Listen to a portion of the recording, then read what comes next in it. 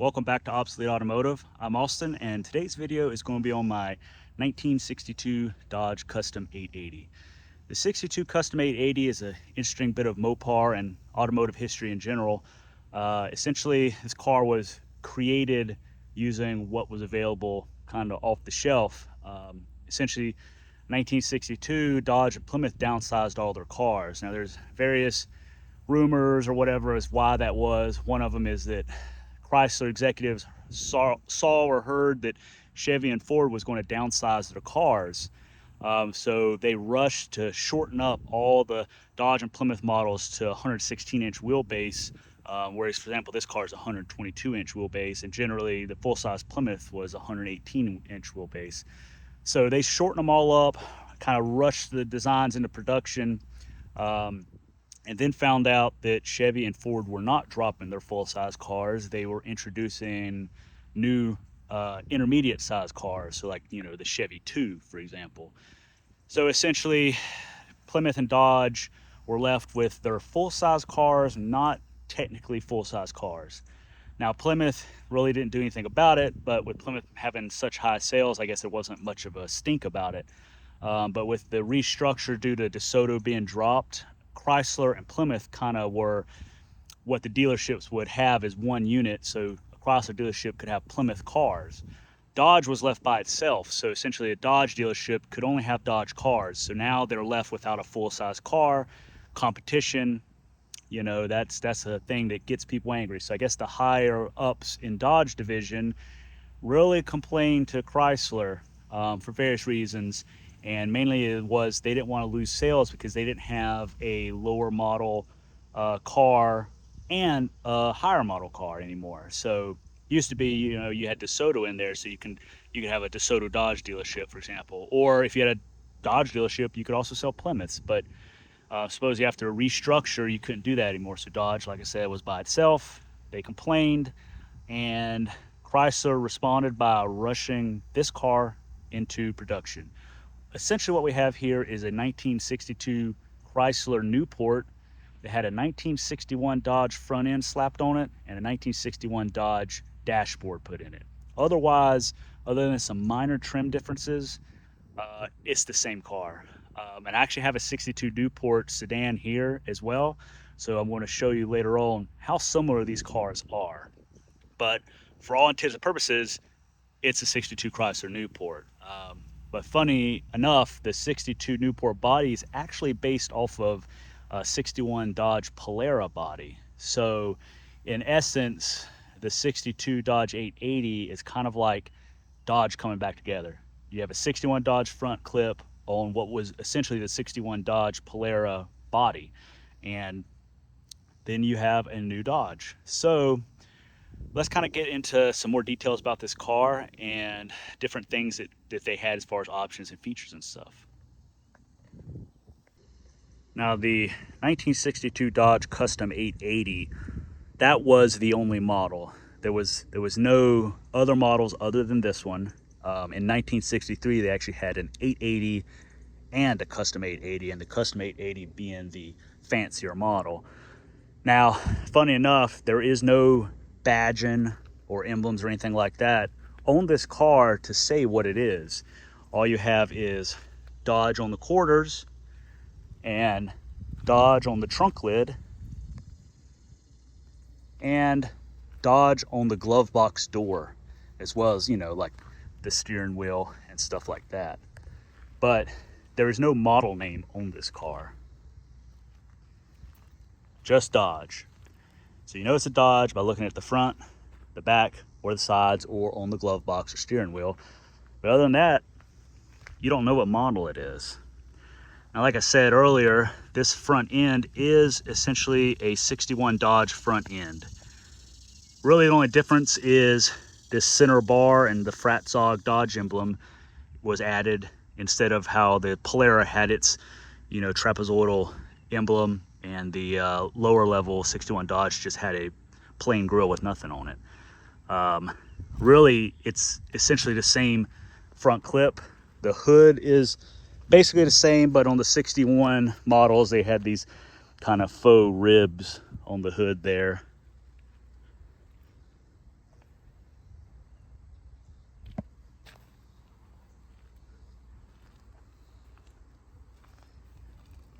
there is this neat emblem here with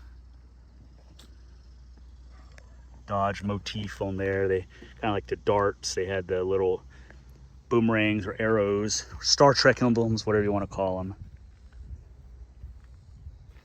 Taillights are identical to the Chrysler Newport. The bumper's the same.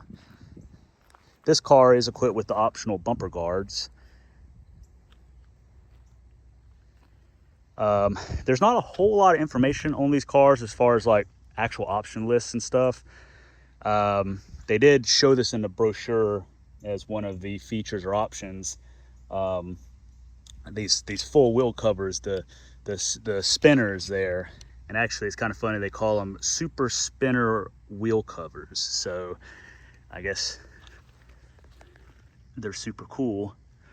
I've actually never seen one of these cars with dog dish hubcaps, but I have seen the 63 and 64 models with dog dish hubcaps. So I would assume you probably could get the dog dish hubcaps. It's just, I guess most people just opted to get the full wheel covers. This here has these little trim details here that the 61s did not have. And the side trim is different, and it does differ from the Newport. The only engine available for the 62 Chrysler, or excuse me, 62 Custom 880, Dodge Custom 880 was the 361 big block V8. There was no other engine options. However, there were power steering, power brakes, things like that. Though, honestly, I think about every 62 Custom 880 I've seen had power steering and power brakes. So I think these cars were just kind of optioned that way. This car is pretty much all original, down to the original square battery cables. This car has a few options. Like I said, this one has power steering, power brakes. And it does have a tinted front windshield. You could get all the glass tinted or just the front windshield. This car is equipped with a power seat, 6-way power seat that does work really well. And another interesting thing, the interior of this car is identical to the 62 Newport. Same seats, same material, everything. They didn't even change it. Now, the difference of the interior is the dashboard. This dashboard is the same dashboard that was used in the 61 Dodge and the 61 DeSoto. Look at the power seat here. Has a one knob here for the controls. And actually, I found in the trunk this visor cover that talks about the front power seat. So you can see here, up, down, to, fro, tilt, and then off to the right it talks about how you can have your dealer adjust the actual seat mount. So the seat mounts down here, you can take the bolts loose and essentially kind of move the seat back and forward and back up, all this different things like that for the permanent mount. But then you also have, well, the power seat here. So you can see tilt back, tilt forward, forward, backward, and then you got up and down. But like I said, even if you didn't have power seat, you could have your dealership adjust this seat to be as far back or at whatever angle or anything like that that you wanted for comfort. But with the power seat, you kind of had the ability to adjust that at will.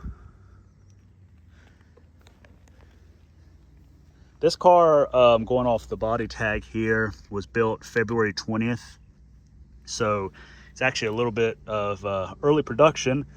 These cars, like I said, were kind of rushed into production, and they weren't introduced till January or February of 1962. You got to think that most cars came out, you know, in October of the previous year. So this car actually came out in 62, whereas most cars would have came out in 61, like October of 61. So it was late to the game. They didn't sell a whole lot of these cars, In fact, they only sold 17,505 of them. And of those 17,505, 11,141 of them were four-door sedans like this one.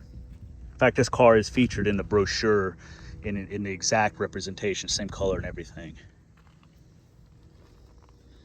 Door panels are the same as the Newport, pretty plain, not a lot going on there. The controls in the car, essentially the same as the 61 Dodge. Really, it's identical. I've had 61 Dodges, and you're looking at the same thing. You got your torque flat 3-speed transmission selector over here. So you got reverse, neutral, drive, second, first. Over here is your heater controls. So slide this over for warm. You got all low fan, high fan, defrost, and air, which is just your vent.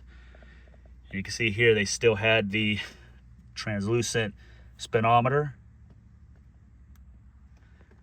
And this car, since it's equipped with power steering, has the power steering emblem. And you can also see it has the optional Astrophonic radio. And this one does have a map light here. But you turn this here, the interior light on, that turns the map light on. In the center here is where a clock would have went. It was a clock that kind of rotated. And we have our fuel gauge, amp gauge over here. And we have our temp gauge and a oil light. Over here we have our headlight switch. Park lights is 1 click, headlights 2 clicks, wiper switch. This one has single speed wipers, and this is your emergency brake or park and brake warning light. So if you have the brake down, which is down here, which is the only brake these cars have, there's no park gear. That light will illuminate just to let you know that you're still kind of in park. So if you put the key in, you can see there that the light lights up. As soon as you release the park and brake, which you see here, you pull out and push down. So you pull out and the light will go off. Put it in park and the light comes on, and you can see here there's our low oil light. This car, the radio does work. It's an AM radio with push buttons, pre-selects. This car does have the original aluminum keys with the forward look emblems. And this car is in amazing shape. I mean, interior is all original and nearly perfect. The speaker grill on these cars are made out of plastic and normally disintegrate in the sun. This one's still pliable. The sun visor clips, which are plastic, they're known to disintegrate as well. These are in good shape. Here's a little bit more of that sun visor slider that I found in the trunk. This car does have a accessory Dodge vanity mirror for the passenger. Of course, we do have an ashtray down here, and we do have a cigarette lighter. So you push this in and it clicks.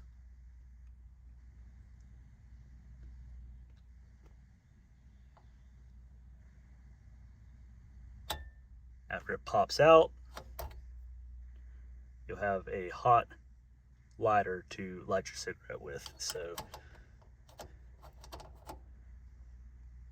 an ashtray there. We do have, like I said, a rather, it does have a lock on it. I'm not sure if that was optional or not. We do have a rather large glove box, and in here is the original envelope that came with the car that has your important documents.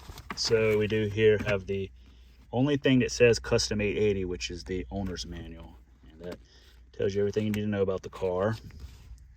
And we do have a little service booklet, so you could take it to your dealer and have them work on it. You can see here the original owner as well as the dealer, which is Bicey or Boosie Motors in Minneota, Minnesota. And you can see here, this car was built February 20th, but it was delivered March 24th. So It's kind of interesting. You can see here this is a tire manufacturer's guarantee. So these cars had Goodyear tires on them from the factory. It says here we got basically a warranty for 24 months after delivery date, which is pretty good actually. No limit to time or mileage.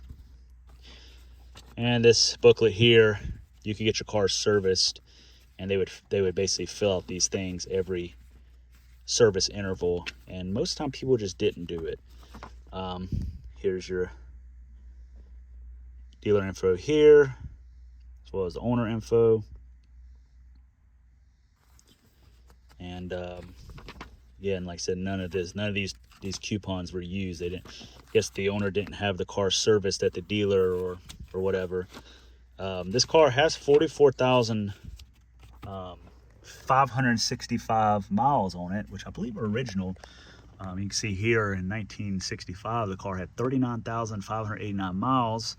And I think that pretty much this car was parked not too long after that. I got the car out of South Dakota, and it was literally in a barn. So it basically stayed inside most of its life, which kept it in really good shape. That's why the interior's in such nice shape. There's no wear on the pedals. They're just a little dirty. We got the original carpet, which is the original heel pad with hardly any wear.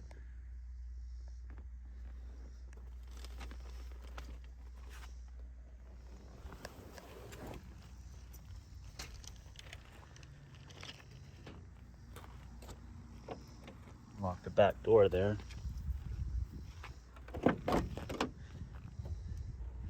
On these cars, the door locks are on the back doors are you push down to lock, push up to unlock. And on the front doors, it's on the handle. You push forward to lock, pull back to unlock.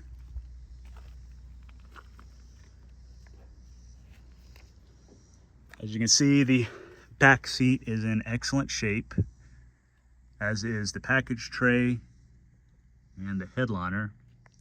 Even the dome light still has its plastic chrome on it, which is very rare for any of these cars. You can see we got coat hooks over here and over here on this side.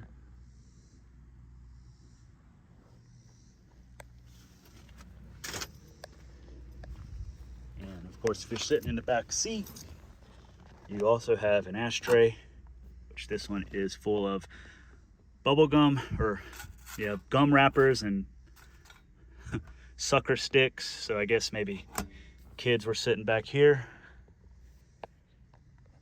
It's that very futuristic space age dash there.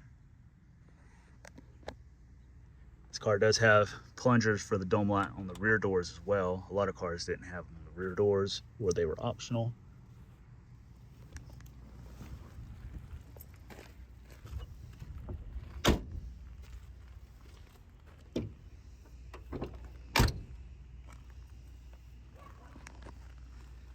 But this car actually rides and feels like a brand new car. Like the doors shut nice when you're driving it around. It's super smooth.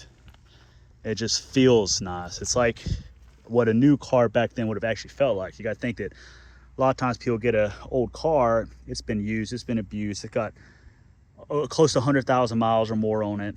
This car, it's got 40-some thousand miles on it. It's taut, it's solid, and it just feels like a new car. There's nothing wore out and sloppy on it.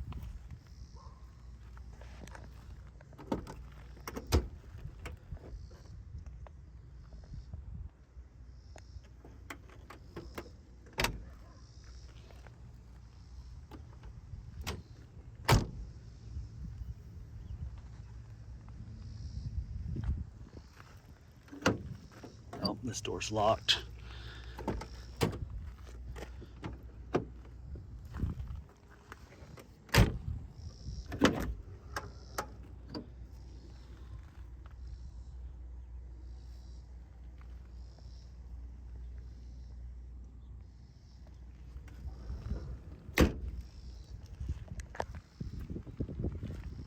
Now we'll crank this thing up and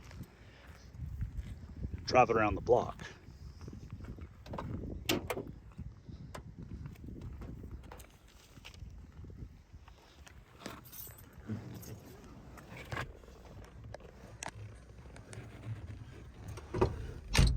Roll the window down.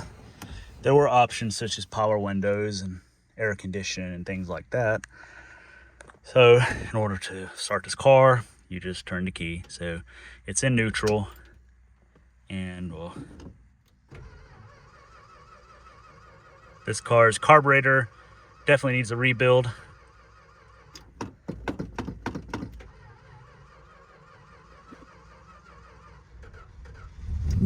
There we go. It does have a like glass pack muffler on here, so it's not necessarily the right sound tone that this car would have had when it was new. It would have been very quiet. So we release the parking brake, pull out and down, and then over here on our gear select we got drive.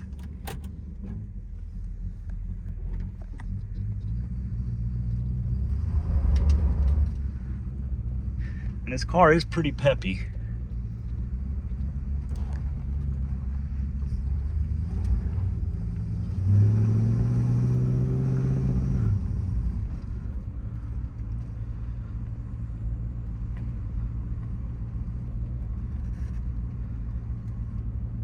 It does have drum brakes all around, but they work very well.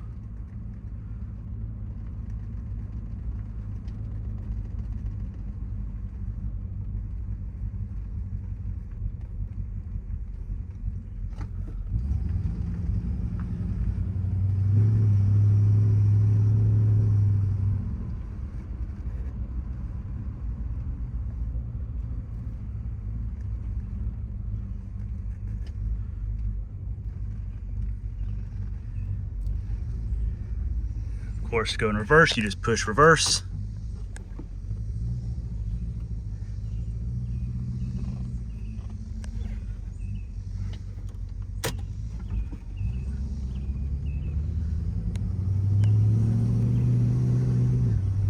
On these cars, there's only one lot for the turn signal. It's down there on the left above the steering column.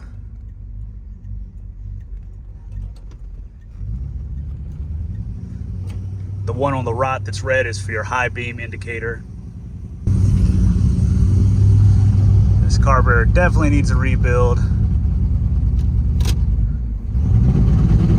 It likes to overload, so one of the things on the to-do list.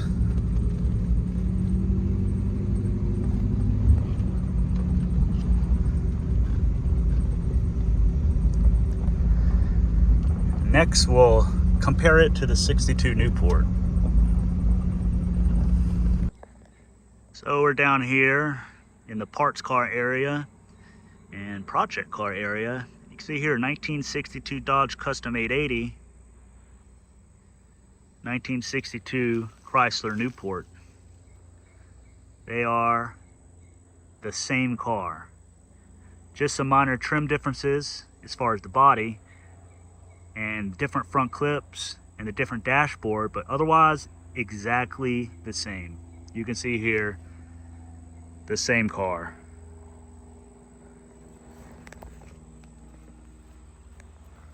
It's not very often that you'll probably get to have both these cars side by side, so I figured this was a good opportunity.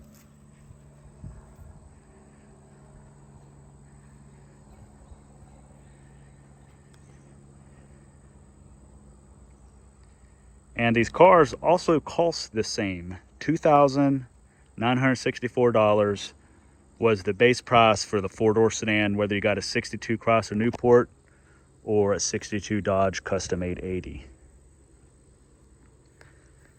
Another thing is, like I said before, the interiors are the same. So we can see here, this car, it is worn, but it has the same interior. The same door panels, the same seats with the same cloth pattern. Headliner also the same. This one's kind of missing, but trust me, it's the same. You can see the difference here. The 62 Chrysler had the different dashboard with the Astrodome. And this car, essentially the 62 Newport is using a 61 Chrysler front end and a 61 Chrysler dashboard. So interesting. That this is, like I said, an interesting part of automotive history here. When was this car built? Wow. Okay, let's see. June 20th. Okay, for a second I thought they were built the same day. I was like, oh, that'd be kind of interesting. As you can see, the trim's a little different. The Chrysler has the crown motifs. The trim's a little thinner. On the Dodge, we have a thicker trim. It's ribbed.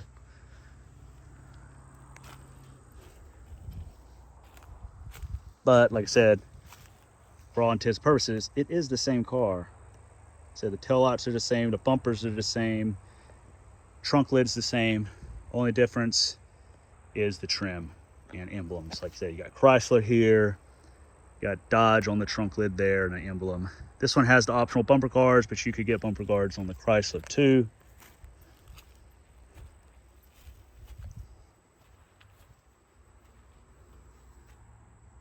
Roofs are the same.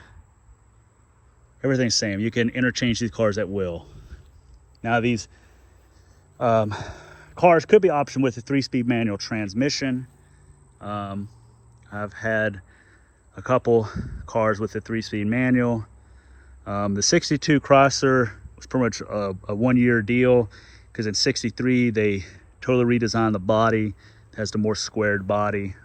But for the 880 they kept it. And they basically kept the same body up until 64, which I have one of those right over here. So here's a 64 Dodge 880. Got a bunch of stuff stacked on it. It is a parts car, but it is still the same body. I might just post a picture of this car without a whole bunch of stuff on it. But they redesigned them, have different front clip. The 64 model, they actually had its own dashboard. It's different, whereas the 63 880 still used the same dashboard as the 62, other than it had a filled in black speedometer.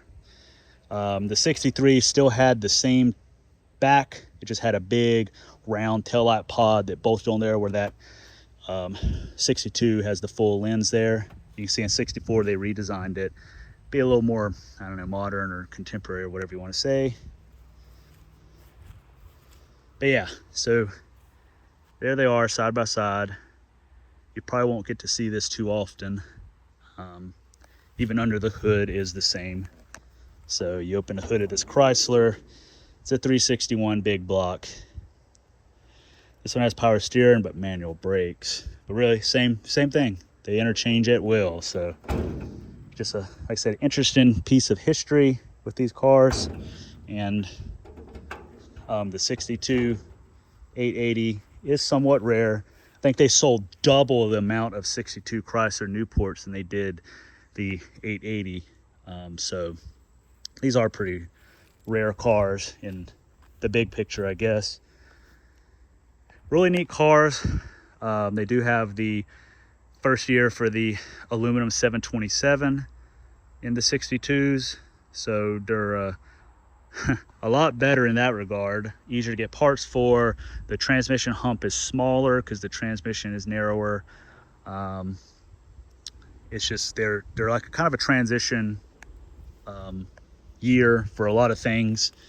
Chrysler is doing a lot of changes, but I'm just getting, it's just interesting to look at these side by side and see the minor differences.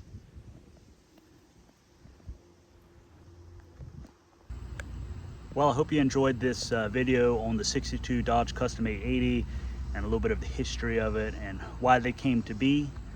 It's also that comparison with the 62 Newport side by side, so you can really see how similar they are. This car is actually sold. I'm going to deliver it to its new owner, who's going to get it back on the road as a daily driver. So you'll be able to see this car cruising the highways at some point. And this is going to make a good one. It's a really nice, solid car, smooth, tight. It's like a new car when you're you're driving around in it. So anyways, if you enjoyed this video, don't forget to give it a thumbs up. Be sure to subscribe to the channel if you haven't, and also don't forget to check out the Instagram at Obsolete Automotive, as well as the Patreon and the Facebook discussion group, which I'll post links to in the description. Otherwise, I got more cars coming, more trips, always got something going on. So be sure to stay tuned, and I'll catch you on the next one.